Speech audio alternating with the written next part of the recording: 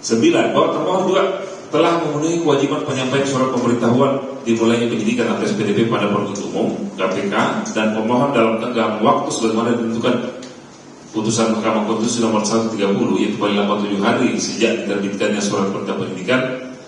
Pemohon setelah pemohon ditetapkan sebagai tersangka, termohon segera melakukan pemeriksaan sebagai tersangka sesuai dengan pasal 142 huruf A Undang-Undang Nomor 20 Tahun 2025, memberitahukan hak tersangka menunjuk penasihat hukum serta melaksanakan seluruh tindakan penyidikan sesuai dengan ketentuan hukum acara pidana.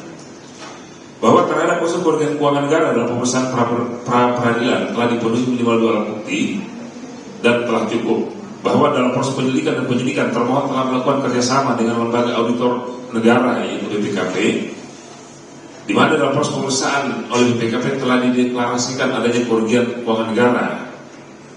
Bahwa dalam kertas kerja audit tujuan tertentu atas tata kelola program MBG oleh BPKP dinyatakan telah terjadi pemborosan program makan bergizi gratis pada Badan Gizi Nasional senilai 10,5 triliun per tahun.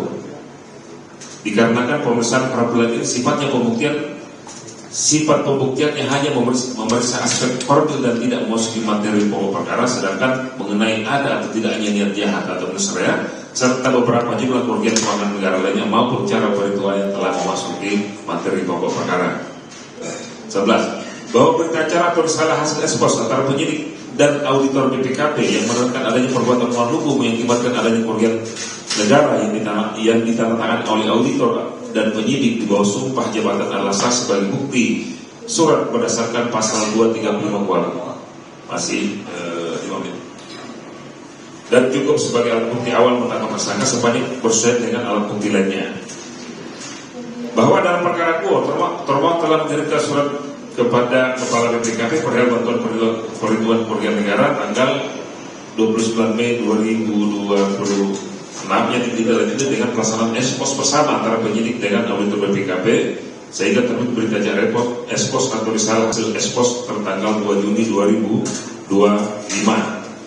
Ya, maaf, 2 Juni 2026 yang menghasilkan kesimpulan pada keduanya bahwa terdapat perbuatan melawan hukum yang mengarah pada dugaan tindak pidana korupsi pada tata kelola program BG tahun 2025 sampai dengan 2026 yang menyebabkan kerugian keuangan negara.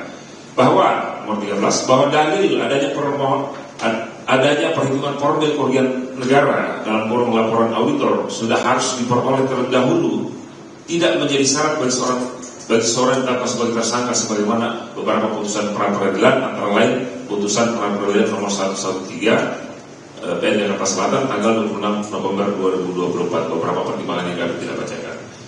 Bahwa seluruh tindakan termohon merupakan pelaksanaan due process of law yang dilakukan secara bertahap melalui penyelidikan, pelaksanaan ekspos perkara, penyidikan, pemeriksaan saksi, pemeriksaan ahli, pengumpulan alat bukti, pemeriksaan termohon sebagai saksi, penetapan tersangka, penyampaian SPDP, dan seterusnya hingga penahanan.